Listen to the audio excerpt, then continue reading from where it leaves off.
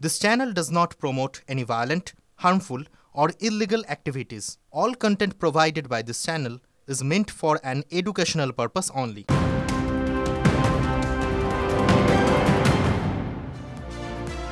বাংলা আবাস যোজনার সিংহভাগ উপভোক্তাই প্রথম কিস্তির টাকা পেয়ে গিয়েছেন। কারো অ্যাকাউন্টে টাকা ঢুকে যাবে। নবান্ন নির্দেশ 26শে ডিসেম্বরের মধ্যে বাংলার বাড়ির প্রথম কিস্তির টাকা দেওয়ার কাজ শেষ করতে হবে। পঞ্চায়েত দপ্তর সূত্রে খবর পাওয়া যাচ্ছে এখনো পর্যন্ত 8,22,000-এরও বেশি উপভোক্তার অ্যাকাউন্টে টাকা পৌঁছে গিয়েছে।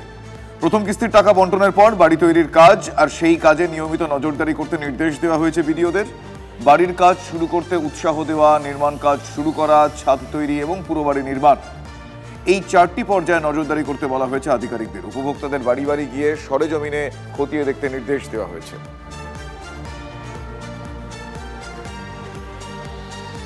উপভোক্তাদের অ্যাকাউন্টে আবাসের টাকা ঢোকা শুরু হতেই হুমকি, তোলাবাজি এসব অভিযোগ আসতে শুরু করেছে কাঠগড়ায় আরামবাগের আরান্ডি 1 পঞ্চায়েতের আরাকুল গ্রামের তৃণমূল নেতারা।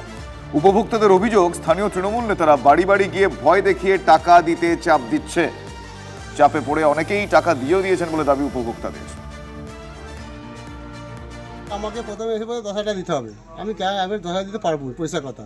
হ্যাঁ, এবার যদি এসে 5,000 টাকা নিয়ে গেছে, প্রধানের নাম বলেছে, এরকম টাকার নাম ভাঙে নিয়ে আসছে। সে বললো যে রাজীব অধিকারীর ঘর বেরিয়েছে, যেমন চুপু চুপু টাকা নিয়ে ঘর ঢুকে পড়বে না, আগে 20,000 টাকা আমাদের মাথা করে রাখবে, রেখে তবে কাজে নামবে, নাহলে কিন্তু তোমাদের অসুবিধা হবে। আর ঘর বেরিয়ে আমরা খুবই খুশি, কিন্তু আমাদের খুশিতে দিন কাটছে না, ভয়ের মধ্যেই দিন কাটছে।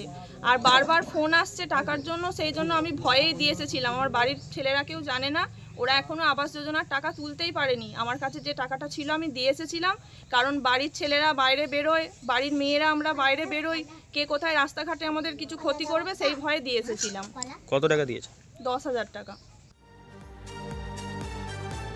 তৃণমূল নেতা তথা প্রাক্তন পঞ্চায়েত প্রধান সৌরভ হোসেনের ইন্ধনে তার ভাইপো শেখ আরাফাত এবং তার দলবল বাড়ি বাড়ি গিয়ে রীতিমতো হুমকি দিয়ে টাকা দিতে বাধ্য করছে বলে উপভোক্তারা সরাসরি অভিযোগ করছে। আর প্রতিবাদ করলে খুনও হয়ে যেতে পারেন বলে আশঙ্কা প্রকাশ এলাকার পঞ্চায়েত সদস্যের স্বামীর। আর সব জেনেও পুলিশ প্রশাসন নির্বিকার, এমন অভিযোগও কিন্তু উঠছে। পরিস্থিতি সামাল দিতে আসরে তৃণমূল অঞ্চল সভাপতি। যারা আবাস যোজনায় ঘর পাচ্ছেন তাদের কাছ থেকে তৃণমূল কংগ্রেসের নেতারা যেভাবে টাকা দাবি করছেন, এটা অত্যন্ত গর্হিত অপরাধ এবং এর বিরুদ্ধে তারা যদি পুলিশের কাছে যান এবং প্রশাসনের কাছে যান, তাদের প্রাণনাশের হুমকি দেয়া হচ্ছে। এই তো আমাদের পাশের সব গ্রামের সব টাকা ঢুকেছে, দিদিমণি টাকা দিয়েছে, সেই টাকা এসে লোক চাইছে, এই দাও ওই দাও সেই দাও, এরকম জোর জুলুমবাজি আদায় করছে সব। কি করবে, এটা গরিব লোক, এই টাকাতে কমিউনিতেই ঘর হবেন, তার উপরে যদি টাকা দেয় কি করে কি হবে? তো এগুলো ভিত্তিহীন। কেউ যদি আমার বিরুদ্ধে অভিযোগ দিয়ে থাকে সেটা তার ব্যক্তিগত ব্যাপার, কিন্তু আমি কারোর সঙ্গে যদি কিছু নিয়ে থাকি বা কেউ যদি আমাকে কিছু দিয়ে থাকে, সে ডাইরেক্ট এসে বলতে পারে, আপনাদেরকে অভিযোগ জানাতে পারে। তার জন্য প্রশাসন আছে, থানা আছে, বিডিও আছে, এসডিও আছে, যেখানে খুশি আমার বিরুদ্ধে অভিযোগ জানাক তারা। এটাই তো কাজ, তোলাবাজি করতে, লুট করতে তো এসেছে ওরা। তাহলে আবাস যোজনায় যারা টাকা পাবে, দয়ার দান, তাহলে এই ঘটনা প্রকাশ্যে এসেছে বলছেন, আর অপ্রকাশ্যে 100% তাই আছে। যারা তোলাবাজি করছে আমরা আইসি সাহেব সহ প্রশাসনের দৃষ্টি আকর্ষণ করেছি।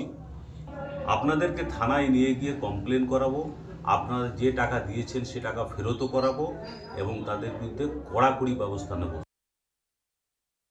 আবাসের টাকা অ্যাকাউন্টে ঢোকার পরই কাটমানি চাওয়ার অভিযোগ। কাটমানি চাইছে কে? আরামবাগের আরান্ডি গ্রাম পঞ্চায়েতের প্রাক্তন প্রধান সোহরাব হোসেনের ভাইপো।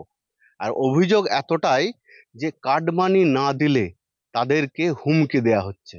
আর গ্রামবাসীরা ক্ষুব্ধ, ক্যামেরার সামনেও তারা বলতে ভয় পাচ্ছে।